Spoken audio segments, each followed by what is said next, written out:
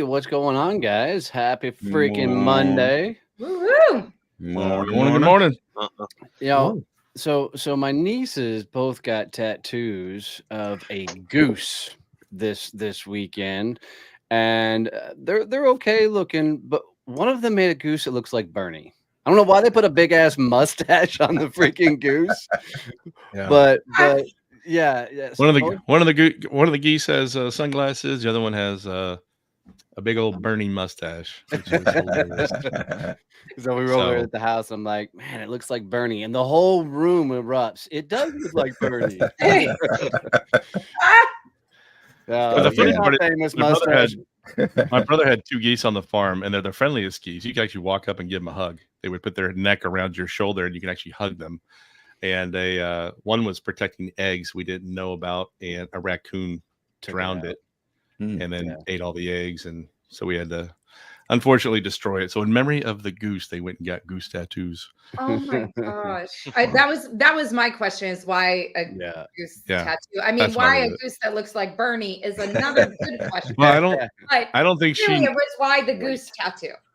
Peyton, did she know about Bernie's mustache? She didn't think about it whenever she got it. She just wanted to get a silly goose tattooed on her. So Bernie, you look like a silly goose. Wow. All right. Wow. All right. You went all the way around to get there, Stevie. I appreciate that. You know what? Look, it is early and I've already had to deal with you. That means it's a great day. I get to wake up to this every day. I love this day. Really? You wake up in the morning. You wake up in the morning, look in the mirror, and you say, "Man, I love this face." Yeah, that's crazy to me. I'm telling you. Yeah. Well, one person in the world's got to do it. Nobody else will. I mean, there's somebody for everybody, and Donnie has himself.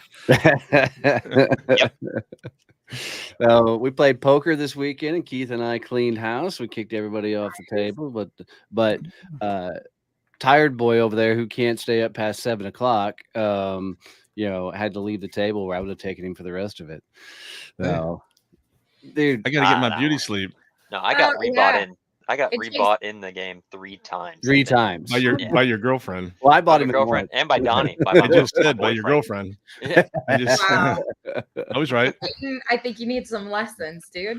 Nah, I mean, I don't have to play good when it's not my money, and even when it is my money, I still don't play good. Yeah.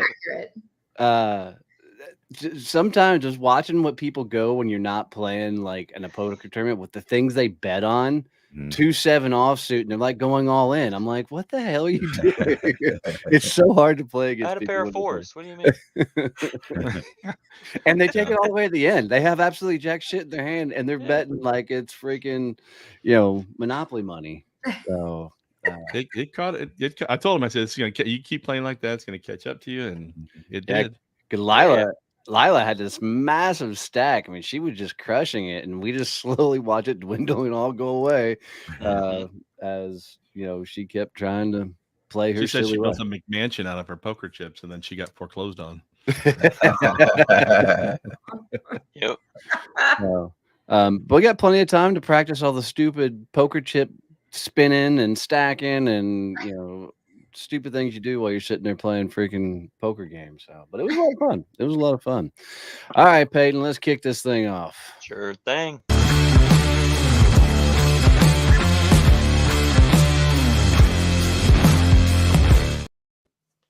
All right. So this game show is what happens next. I'm going to show you a clip of video, and then y'all are going to guess what happens after that. And then once everybody guesses, then I'll show you what happens with the rest of the video. And this is how we got the rules. Once you explain the rules, what happens next? I don't know. That's all I was told to do. Disclaimer: don't do anything. Don't do anything that's in these videos.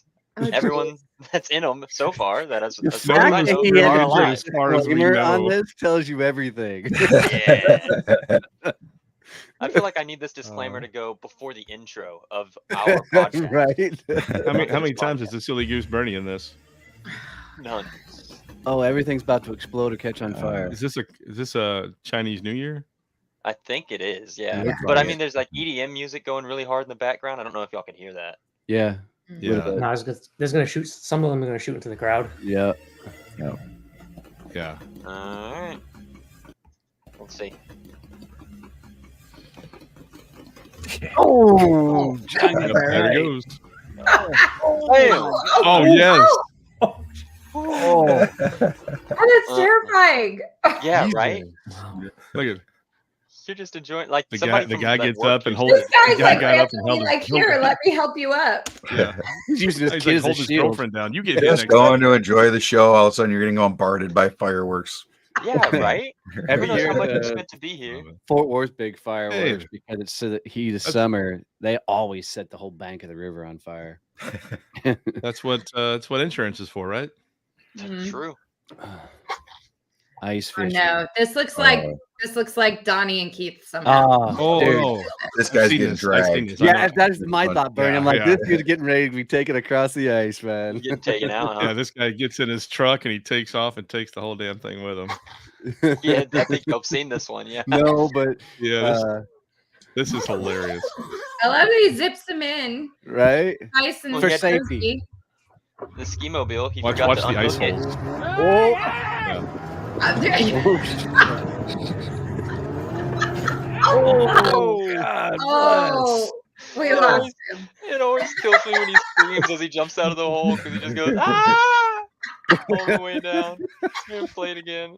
As soon as he hits the ice, he goes, that is definitely something that we would do. Oh goodness. But we'd probably do it on purpose. Right. Now, His buddy the whole did it on tent- purpose. Yeah, watch. It looks like the tent's floating. Like he's got enough room to jump out.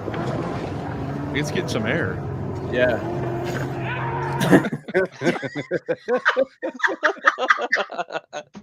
The scream after he landed is really a piece of that. yeah. And you know, you can yell all you want. You ain't gonna be able to hear it over the. No, nothing. Oh my and then he's God. just sitting out there. I have no idea. So context is instead of him being on a stage, he's just sitting in the crowd singing. I bet the he's song. gonna get like Crowd just is knocked- going to trample him. Yeah, he's gonna get knocked over, Yep. trampled on. Gotta be. Any Something with other this little guesses? kid behind him. This little kid behind him is going to do That something. one? Yeah. Looks like Peyton. Oh, He's thanks. flipping off the crowd, actually. When he was 12. All right. Oh, I thought he meant right now.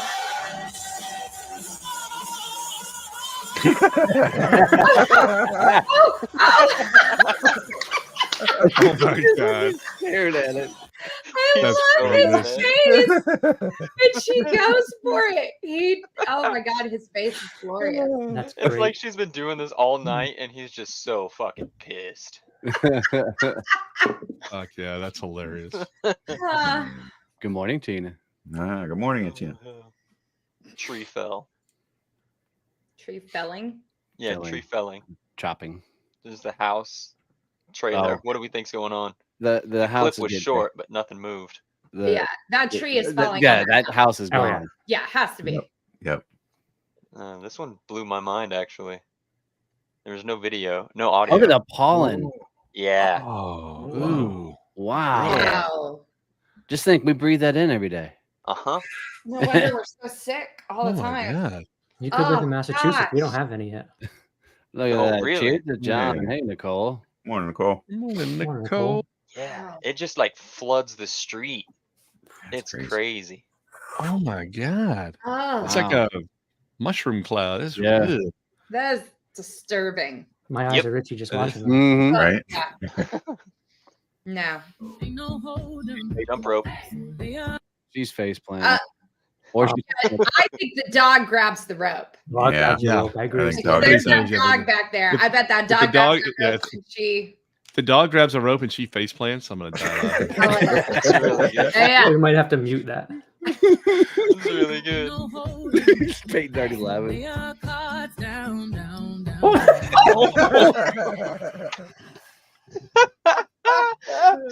Nobody saw that coming. Granny panties down. Ground. Oh, Well, Lord. didn't call that Really? one. No, nobody That guessed was- that was gonna happen. That was not on my list of things that could happen. Maybe there. get a smaller pair that fits better. Oh man. Maybe she's don't lost know. some weight recently. Yeah, Maybe, right. We'll yeah. go positive vibes. Yeah, because she's jump roping, she's exercising. I get it. Yeah, right. Wow. Like, Her diet is going good. Oh, we are horrible humans. But, Oh, it's wow. really good. Oh. It's really good. What if the dog grabs it and runs No. off? That's what we're saying at first. The dog grabs the rope and runs off. Dude, did anybody else notice she's doing that in flip-flops? Yeah. Jeez. I was Julie, I think terrified they put those lyrics in afterwards, so it's Yeah, it's so down, good, though. down, down. Yeah. I'm Donnie, sure do you know that who is sings not that what song? Beyonce was thinking when she made that song. Oh, So he's already hit the ground. yeah, he's gonna land back on the bike and take off. Ooh. I've actually No, seen this one. not. Before. I've seen this one before, so I won't comment. Okay. Okay, well. I that bet he's sounds gonna get run his ass over again. Right? Yeah, the bike just keeps going and runs him over again. No, another bike. Oh, yeah. Jeez. Yeah, I don't think he's getting back on that bike, Donnie. No, I think I'm wrong. What? That bike split in two. Oh, that thing is gonna explode. He's fine. It cracks me up that he's just standing in the background. I don't think you finished the race with that. No. Wow. Yeah. That's crazy. Start running. Yeah, it just decided it wanted to split in half, go two separate directions. I rewatched it a bunch of times to try and figure out what caused it. Yeah. It's not like there's a spot where it's just like that's the worst. Well, thing, he was but- probably doing 180 miles an hour, Yeah. so Yeah. there's that. Torsion, man. Jeez, look at all the fuel line split. That's all I was waiting for it to explode. That. Yeah, me too. Crazy. Lucky he wasn't smoking. At 180 miles an hour. Look how upset he is. His hands go straight up. He's like, fucking shit. Now. Wow. Wet Road. That's key stage name. Peyton, there was no need for these to be titled like that. I don't know. And that trailer is gonna go fishtailing like crazy. Yeah. Well, I think that Trailer, SUV is trailer? going to slide into the trailer, causing that trailer to fishtail. And Right there. yeah, that one that just came in the frame. Yeah. There it goes. Oh, Hey, can you give me a watch ride? this. wow. Look at him. Hey, that's one way to save gas Can you mileage. imagine being the driver of the pulling the trailer and that happens? Yeah. Now how Oh, scary God. that would be. God. Yeah, that guy in the SUV gets out and says, "Hey, my nephew dared me." Thinks he's on Dukes of Hazzard or something. Yeah, he Wow. was trying to save gas, you know. Yeah, Yeah, you're Go for a right. ride. Oh my gosh. That's the new Wow. Uber. It's terrible. God Damn, that would suck. I like this one. This one gives you no context on what's about to happen. Nothing Mudslide. moves. Nothing changes. I don't say it's a mudslide. I bet there's some like diesel is going to come crashing off the top part down into the bottom part, Oh, good call. Yeah. They're Any gonna guesses, take a John? exit.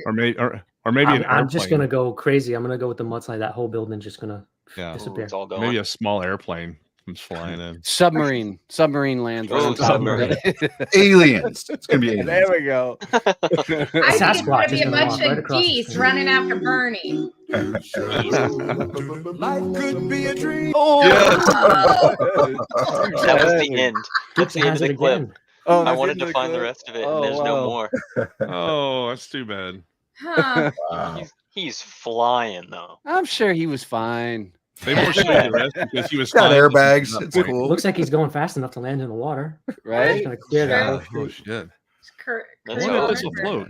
Let's find out. Oh my gosh. Will it float? Shortest path to the beach. Yeah. Damn. Wow. Dog meat. Aww. I bet the Oh. dog scares the shark and the shark runs away. Yeah. I've never Bet seen the a shark dog run, so I catches- want to see that. The dog Yeah, I catches bet- the shark. Dogs I bet may the catch dog the takes shark. off running. Yeah. So there's 2 dogs on here, and this third one comes running up. Tell me it kamikazes it. Oh, pushes the other dog in. Oh, go for it. Go for it. Oh Oh, no! Oh, he's got his tail. got his tail. Let go.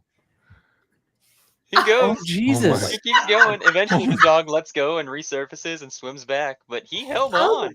Gosh, He that's grabbed onto that amazing. thing. Wow. Wow. That's Oh, yeah, no time. amazing. Dog has no fear. Right. Except my dumb dogs would have just held on and been drowned out in the ocean somewhere. Yeah, that would be look my at him. biggest concern that the dog wouldn't let go. Yeah. Did you see the dog owner was pointing? He's like, "Look at that boy go." Everybody's laughing like, "What the fuck?" Yeah. Yeah. The other dog's just sitting there going, "Hey, where you going, Fido?" Yeah.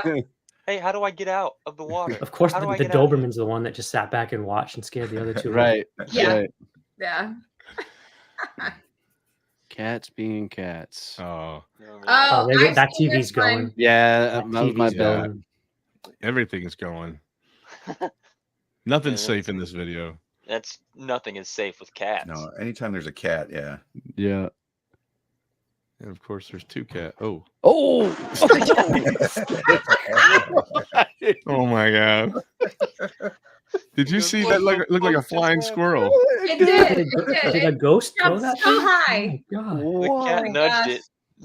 Jacket fell down and they freaked the fuck out and jumped across the room.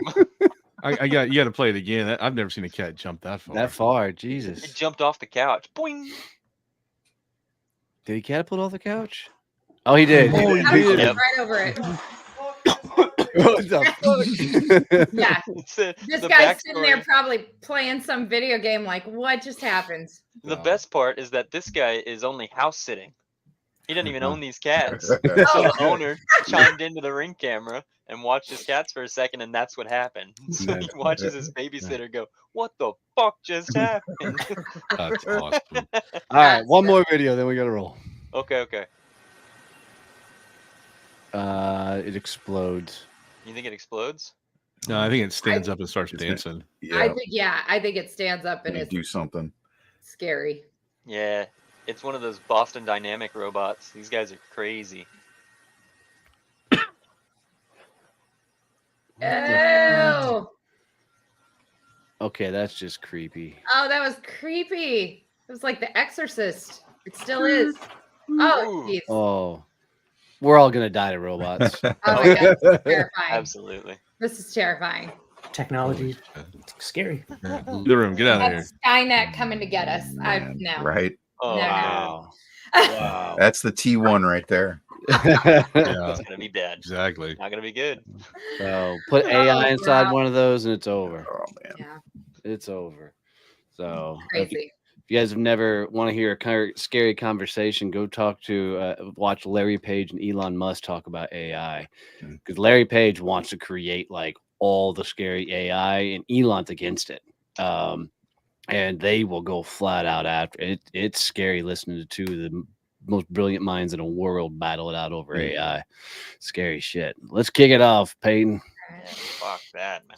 This is Jonathan Cabral, the owner and operator of Titan Technology Services. John started Titan Tech 4 years ago, right as COVID hit. Titan Tech supplies outsourced IT support for companies who don't have an IT division. His current business goal is to up his client acquisition. And today, he gets the hot seat with the Success Champions team. So, John, welcome to the party, my friend. Hey, everybody. Good morning. So glad to have you here. It's been fun to get to know you inside of SCN for the short time you've been here. But you've been a great addition.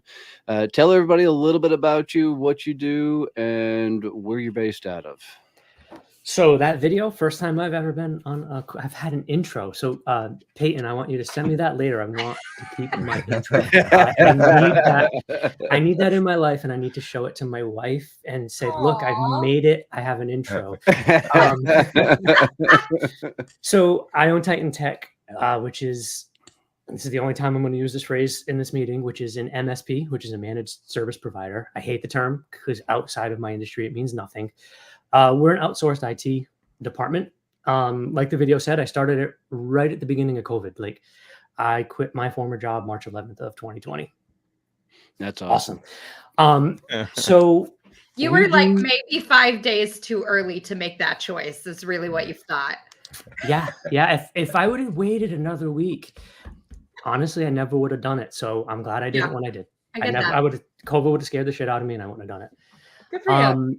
So we're outsourced IT support for small to medium-sized businesses. We manage everything from the little nuanced printer issues that you have all the way through server and cloud migrations, and all the fun cybersecurity stuff in between. Nice. And we're in Massachusetts because you did ask that too. right? So in your survey, you put that the biggest challenge you're looking at and trying to figure out is should you stay local or take this nationwide? Walk us through that thought process of why you want to stay local or why you should go nationwide. All right. So I think I have my answer to this just based on the trajectory of the business, but I'm going to throw it to the brain trust. So the biggest piece of my I was gonna say Keith's out. Well, we're just gonna remove Keith from the show. Sorry. So the biggest piece of this is in IT, we can do 99%. I love it. We can do 99% of our job remotely. We can really do almost everything on our computer in my office and handle it from here. But the biggest piece that is missing to me, and this is the thing where when I operate locally, is I have a relationship with my clients. And that's, to me, the biggest indicator of my success is my client satisfaction numbers. So I've had the opportunity to meet with and potentially onboard clients some distance away, some 250, 300 miles away. And in order to do that, I'd have to contract somebody else to probably do some of the on-site stuff for me. And my biggest concern, because is that relationship, is that continuity. I kind of think of myself as a little bit more boutique in my service. Clients come to me and say, hey, with my current provider, I kind of just feel like a number. And with some of my employees, their former employers made them feel like numbers. And I don't ever want that dichotomy in my business. I always want the relationship to be tantamount to everything else. So when I have someone call me from Colorado and say, hey, we've heard you're great with what you do and your team's fantastic. And we want to talk to you about, how do we onboard with you? I really have to think about if it makes sense for the business, because if I can't deliver what I can deliver to my local clients, then does it make sense? And that's kind of where I'm stuck, because going nationwide helps you grow quicker, but that extra layer of complexity, is it really worth it? And that's kind of where I'm at. Nice. What a great challenge to battle through. So one thing that I'll tell you is going quicker is not always the answer. Right. It's bit me in the ass more times than I can count trying to speed things up versus, and it wasn't about not playing the long game. It was more about let's serve more people in a short amount of time. So it's a good thing to think through. Any other questions you guys need clarified before we start diving in, guys? Yeah, I have one. What are the top 2 things that you're doing on site that you cannot do virtually? Shaking hands and kissing babies, honestly. So that's it. Just a physical touch, physical presence. Physical touch, physical presence. At least once a quarter, I meet in person with my clients to go over kind of the status of where we are.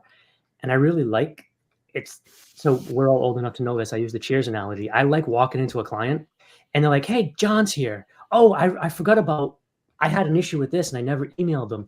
Or just my presence actually initiates more conversations. And how do I get that remotely? So there's this new invention. I think it's a fad. I'm not sure if it's going to stick around, but it's called airplanes, right? Right. It's a fad. It's a fad. Like you can get on an airplane and you can fly to places and like get off them and go visit people face to face. I'm not sure if it's going to stick around, but that's good information. Thank you, everybody. It's been a pleasure. glad we could help. So, but it is a big move to go from a local market than trying to go national. Have you thought through what your SOPs would be, what your processes would have to be in place? How do you put a checks and balances in?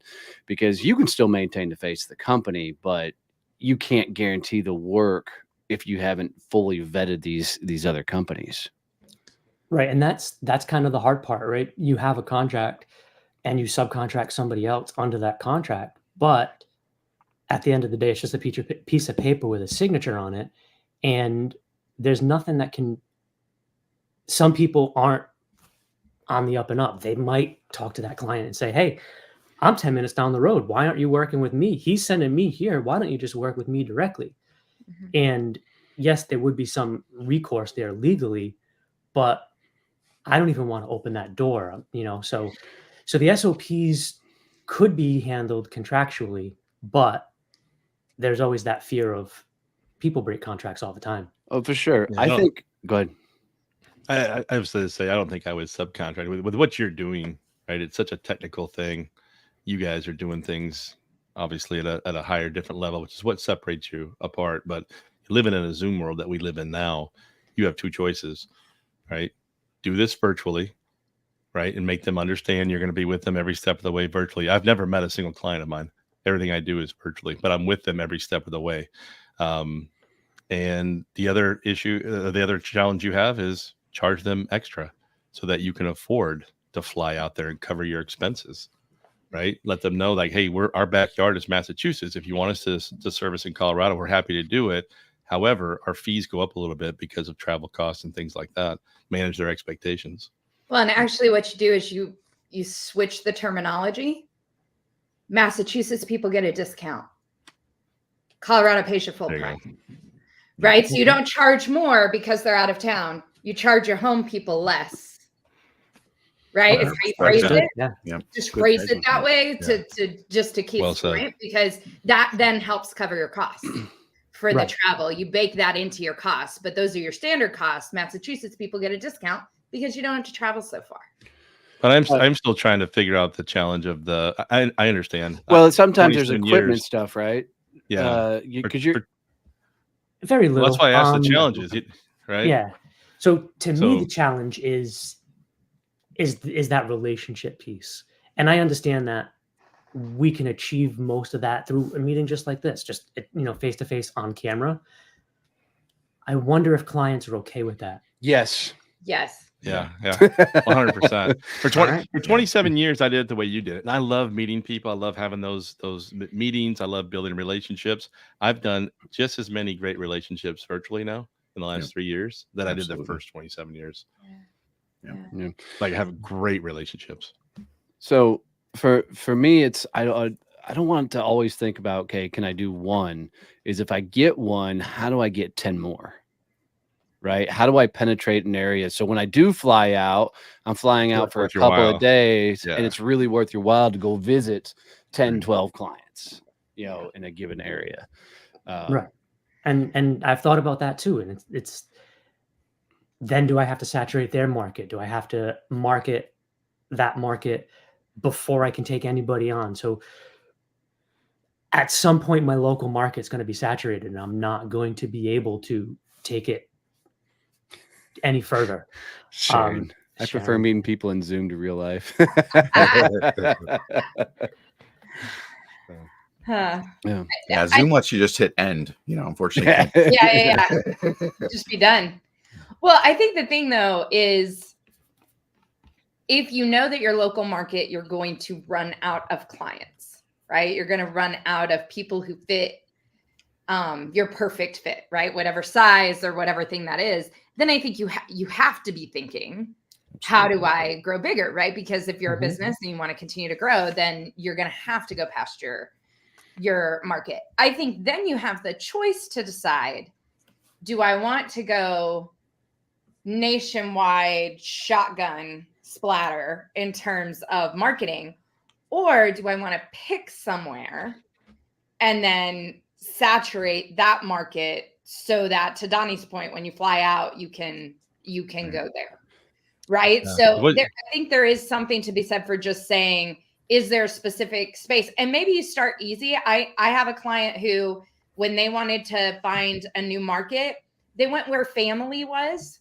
because they knew they go to visit family anyway. So she has family in Florida. She made Florida her next market she was going to tackle. And so she would just make networking visits when she went to visit her family. She started using family vacation and wrote it off, right? Business travel, right? Like she just started doing that because that gave her a place where she could get to know people and she could start showing up there easier in one location than trying to just go nationwide. Right. So I do think there's some things you could do there if you wanted to grow past your local market, but you don't necessarily want to just say, well, now I'm trying to hit anybody and everybody, right? Because that can be a little too big. Pick a place and then just go for it and put your time and intention behind it. But every city has virtual networking, has a chamber of commerce that does virtual things. I mean, nobody says you have to live there to attend. Right. John, crazy question for you. Your number one client calls you up and says, we're moving to California or moving to Oregon or we're moving to Colorado. It's your number one client, your biggest revenue coming in. They're moving. What do you do? I already have a relationship, so I'm not worried about it. I can easily support them because we've been working together for years now. Cool. So I think one of the biggest challenges you've created this incredible culture. It sounds like with your employees, and you've created this environment. So your challenge is, have you documented everything that you've done so that if you were to have to set something up in Portland, Oregon, and recreate that with somebody else at the helm, right, where you've got these divisions of people? Because I think contracting out's not the solution. I think recreating what you have in Boston and creating another team out there is probably the right answer. So have you documented? Do you have all the steps in place so that somebody else could be as successful as you've done? So not like Ray Kroc documented McDonald's, but I'm pretty close. Like I probably have 80% of my SOPs documented. That's a lot. That's amazing. Well, I realized probably about a year ago that if I wanted to grow this business, I couldn't keep everything in my head. The people that work for me needed to have it as well. So, step-by-step technical stuff is documented. Business processes, sales processes, marketing stuff isn't documented as well as it could be, but I've probably spent more time than I should have in the past year putting that stuff together. Do you have a document of your prospecting funnel from how you first meet somebody all the way through? Because that would help you apply that to other things. That is actually something I do not have. And something I know I have to work on, but that's the one that gets put to the bottom of the list all the time. Work on a couple of them then, because I want you to work on your networking one, right? I want you to take a look at your clients and then tell me where they come from. Yeah. Right? Was it a specific industry that made that referral, that introduction? Was it a specific person? And then figure out when you're networking, that's where you should go spend your time. Yep. And then document that process of who that is. And then when you're networking with SCN or anybody else, now you know who to ask for. Yeah. Yep. And you can take that and you can use that anywhere. Yep. Right. Because if you know they're in this industry or you know that they're these people, as Keith's saying, then you can just go anywhere with that. You don't have to be so tied to where you are. Okay. Yeah. Totally get it. Yeah, you seem like you're an individual who's focused on building the relationship with the clients, right? And Keith mentioned your culture. So, to Donnie's point, I think ultimately you just need to figure out how you ultimately replicate that culture elsewhere. Because if you're focused on the relationship, it doesn't matter if it's virtual or it's in person. You're going to build that relationship with your client anyway. Okay. How did you meet all these clients now that are close to you in Massachusetts? Was it networking? Was it... That's 100% referral. So my best client was actually referred to me by a competitor because the competitor didn't want to take them on. So he called me and said, hey, these guys need some help, give them a call, see what you can do. And that's by far my best client. Other than that, it's 100% word of mouth. It's my biggest pet peeve in networking. I love that you just said that. So many people are like, oh, this is my seat. Nobody else can come in here and take it. I'm like, if I have a competitor, I'm going to be talking to them on a weekly basis because there's clients that they don't want and there's clients that I don't want, right? Those should be your best collaboration partners. So it's funny you say that. On LinkedIn, I am connected to more IT providers than anybody else. Yeah. And I actually have a virtual coffee later this morning with an MSP who's 35 miles down the road. And he's like, hey, we need to collaborate. And the collaboration in our industry is kind of surprising. So it's really good. It's strange because you think everybody just wants to cut each other at the throat, but everybody needs IT support. There's millions of businesses in this country and there's not millions of providers. So there's plenty of pieces of pie for everybody. Hey, just out of curiosity, do you know a guy named Gregory Klein Herzl? No, that name does not ring a bell. All right, I'm going to make an introduction. He has a collaboration of people in the IT space. So does Dan Horwich. I already did introduce him to Dan. Did you? Yeah. Dan's a cool guy. Yep. So I introduced you to Gregory. So cool. He's out there on the East Coast too, but he has a huge co-op of nothing but people in the IT industry. Wow. All right. Well, and if you're good with meeting competitors and talking to them about that opportunity to collaborate or to share, clients that don't fit, then that's also a really good start for breaking into a new market. Just go look up your competitors. Right? If you know that works, then just go do that. Go find who the people are in that area doing that work and reach out and offer a virtual coffee to just chat about what they're doing and what you're doing and where there may be overlap or where there's things that you do differently. And then you can start building your referral business from them. I had never even thought about doing it that way. That is actually super good advice. So now you go visit family. While you're there, you reach out to all the MSPs in the area, right? Yeah. And now you freaking start really penetrating and taking market share. Yeah. Well, and I think collaboration is so important, right? Because, and this is true for every industry. This isn't just MSP or anything else. There are so many times where I think we avoid the people who are like us because we think they're competitors. We don't have anything to talk about. People who are in your same space know which clients are good clients and bad clients.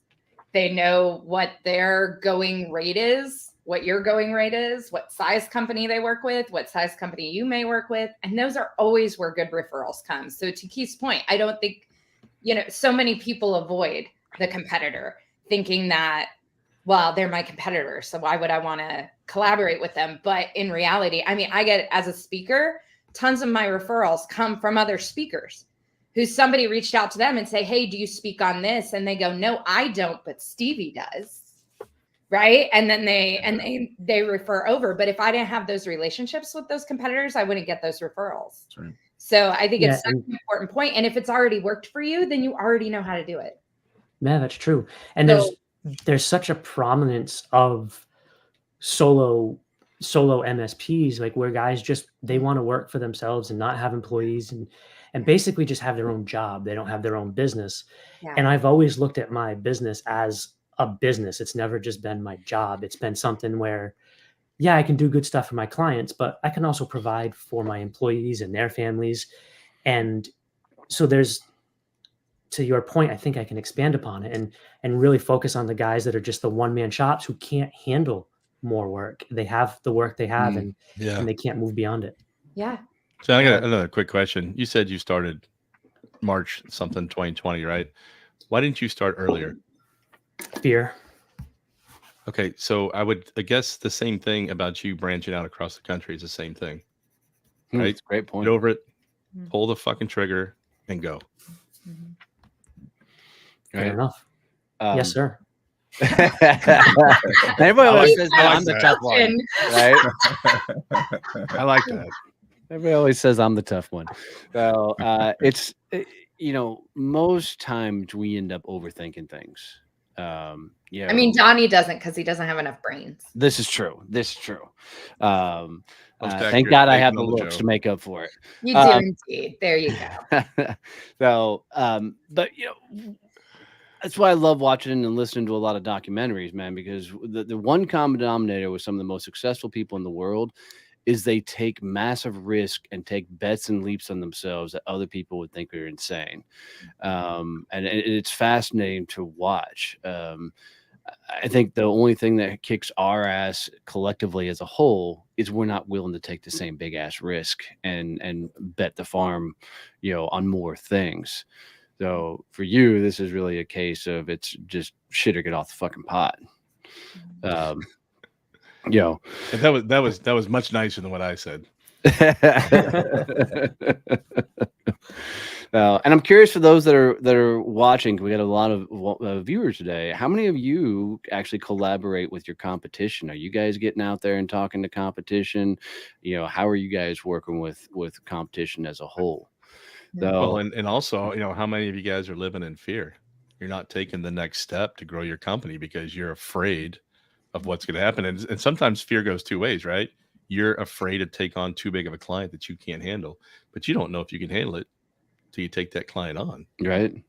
So like we just submitted a bid for $4 million. I have no clue how I'm going to onboard that customer. $4 million a year in background check. I'm thinking, holy shit, the infrastructure I've got to build to be able to handle that size business. But you know what? I'll figure it out if we win the bid. It's a good problem to have. That's right. Yeah. Same token. I just had for the first time, somebody reached out on LinkedIn that I'm going out Friday to do a workshop for them to teach their sales team how to build networks.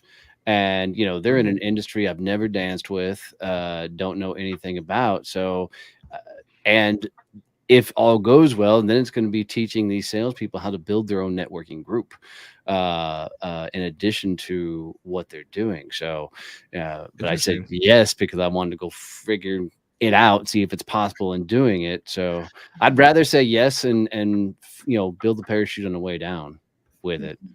So the other thing that's fascinating about John is, so he launched this thing in March of 20.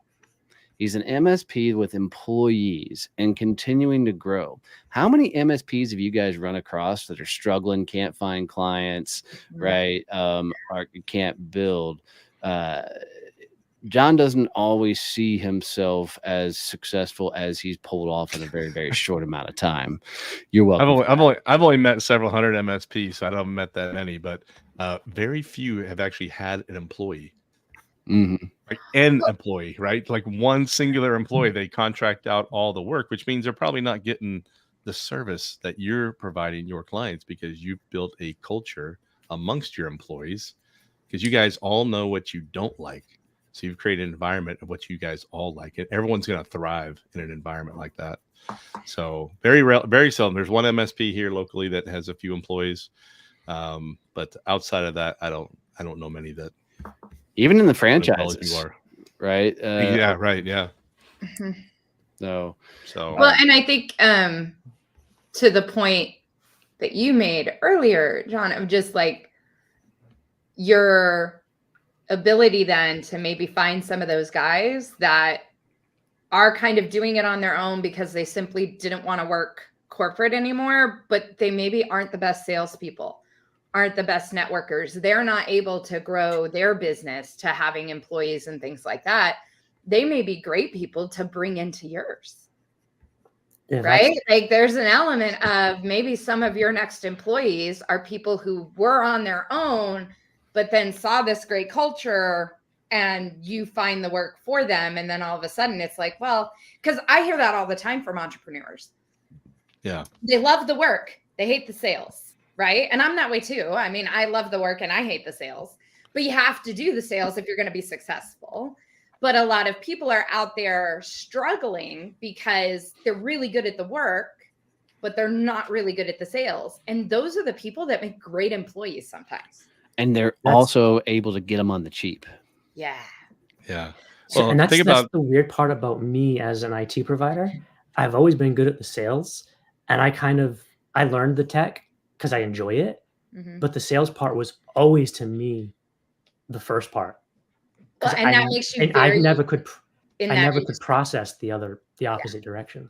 Yeah. Well, think about what you've done. Like a Success Champion Network has created an environment. Anybody can go out and create their own network, but most people don't have a clue where to start.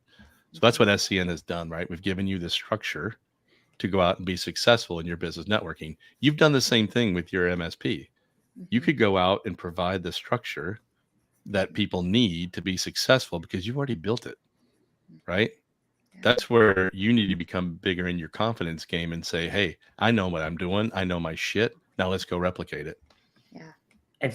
This conversation's kind of like, so I'm reading the E-Myth Revisited. You guys have probably all read that. It's literally this conversation we're having right now. It's like, it's super, yeah, it's awesome. Good. That means the light bulb's going off, right? Yeah, light bulb's definitely going off.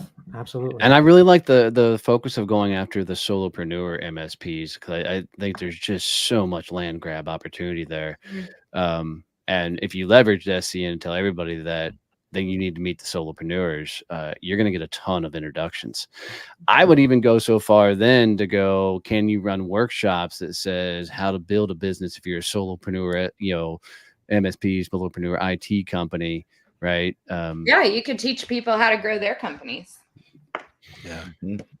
And we're back to this, John. John and I have talked about this on several occasions. Exactly this. Where I was trying to get you guys to help me get there.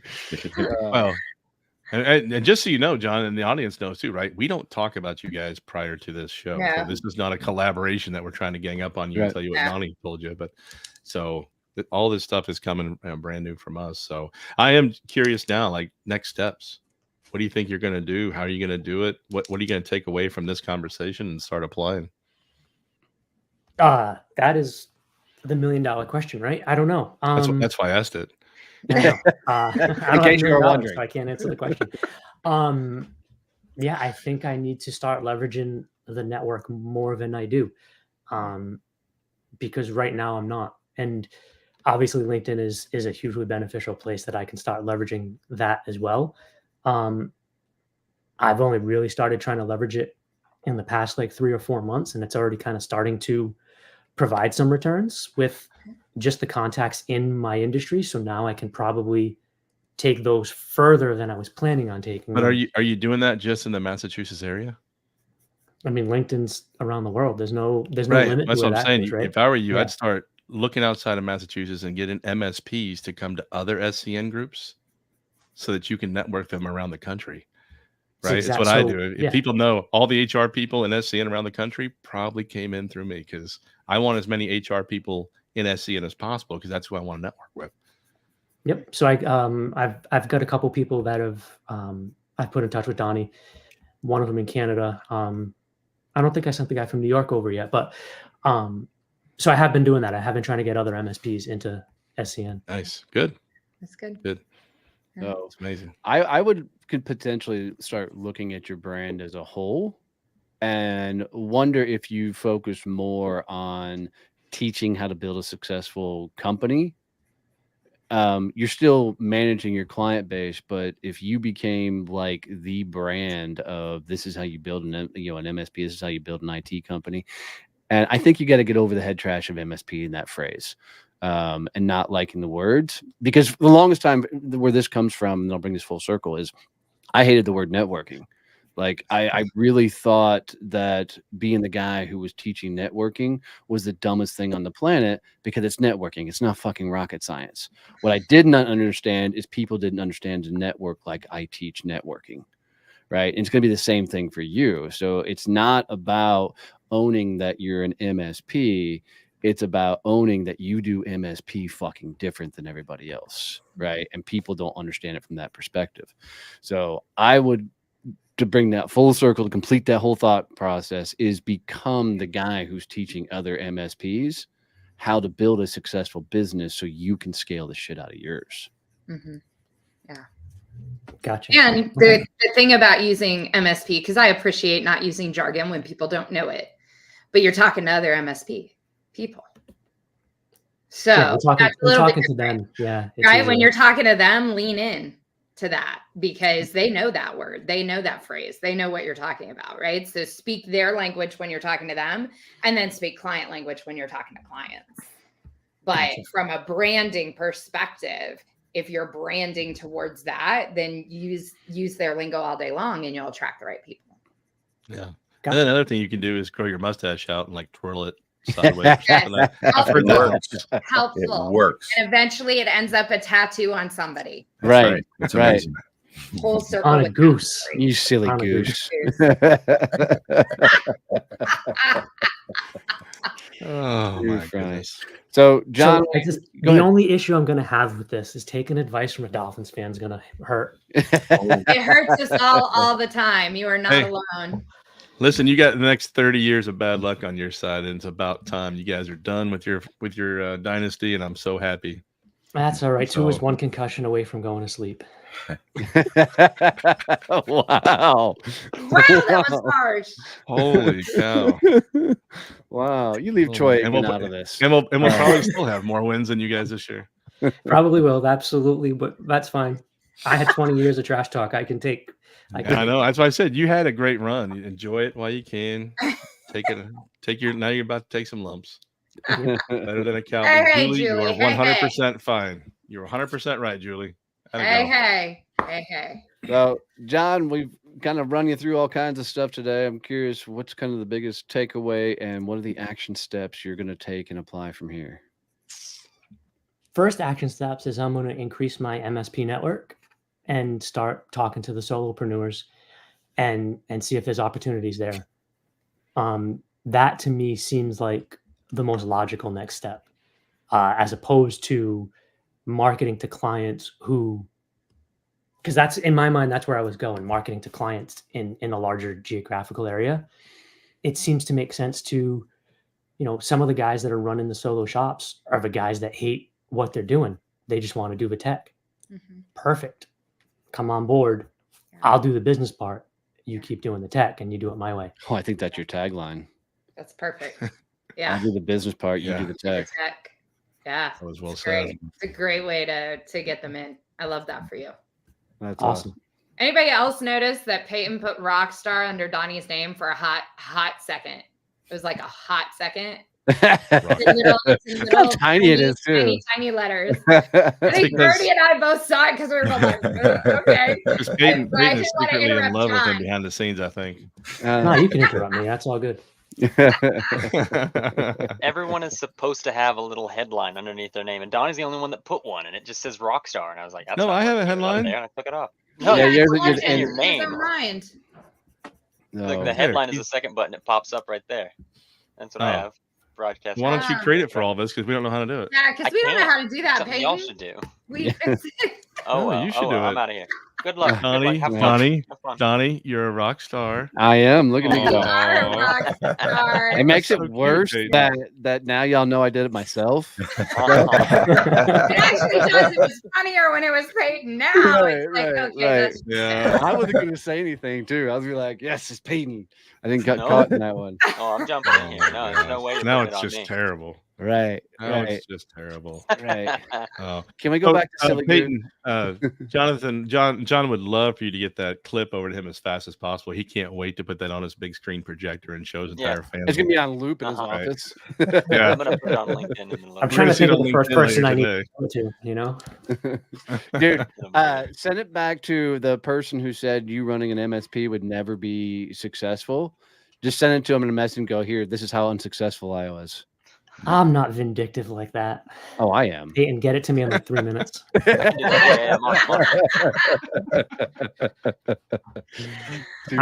After this meeting, I got to walk out that door over there and just my head's not going to fit through. I'm just gonna. How do you feel? How do you think Donnie feels every day? Sideways. Right. Oh, this is awesome. Well, John, thanks for hanging out with us, bud. This was a lot of fun. We're having a lot of fun bringing in the SCM members and tackling these. We haven't had a bad one yet. The funny thing is you probably have the best personality of anybody I've ever met in the IT world. Like you actually have a personality. Right, exactly. You're trying to get information out of some MSPs. They're like, what the hell? This guy's a computer nerd. Nope. Hey, you're recording this, right? Can I get to show this to my wife, man? Don't worry, it's recorded. I'm on it. Too damn funny. I've heard that before, Keith. Yeah, that's good. Well, the guy I'm going to introduce you to, Gregory Klein, the same way. He's got an incredible personality for an IT person, and guy's more connected than anybody else I've ever met in this. And this is world, Keith. So. Would be Keith backpedaling. Yeah, exactly. So you guys are going to get along fantastically. Awesome. I appreciate that. Well, let's talk about upcoming events. What events do you guys have coming down the pipes? I know we've got a couple. The closest one is May 10th. We have the Champions Summit here in DFW at the meeting place in Addison. Thank you. I couldn't remember the name of the city. Every other A city was coming to the words except for that one. So May 10th, Champions. Not in Abilene, right? Not in Arkansas. Stevie? We don't I have a webinar on coworker communication on Wednesday at 11:30 a.m. Central Standard Time. So it'll be fun. Come join us. I hate all my coworkers. And then we have a workshop this Friday, Quiet Connector for your introverts over on LinkedIn. I'll get a link for that and drop that in there. Bernie? Yeah, I've got a new mastermind starting up with Jennifer Fry called Disruptor Discussions. It's going to be every Wednesday at noon Eastern time. Nice. Looking forward to it. Yeah, it's going to be exciting. That's cool. Very cool. Very cool. Don't forget the Badass Business Summit coming up September 18th through the 20th right here at Fort Worth. Sponsorship things are filling up. So if you want to sponsor, I would get with me as quickly as possible because a lot of them are gone now. And if you don't have your tickets yet, get them. Right. This event is going to sell out Yeah. because of the people we have on the panels and speakers and what we're doing this year. So I would highly suggest you get in there and get your tickets now. Yeah, it's gonna be pretty wild. Probably the one of the coolest lineup of speakers. I'm trying to see if I can pull it up really quick. John, are you coming in for that? So no, the week before or 2 weeks before is my 20th anniversary. So my wife and I are going on vacation. So I can't do 2 trips that close together. We just talked about you working remotely. What's your excuse now? So that it's my excuse on that one is family first in all things, right? My wife, my wife leaves the house very early in the morning, so it's dad's job to get my daughter at school. Good for you. Yeah, good for you. That's awesome.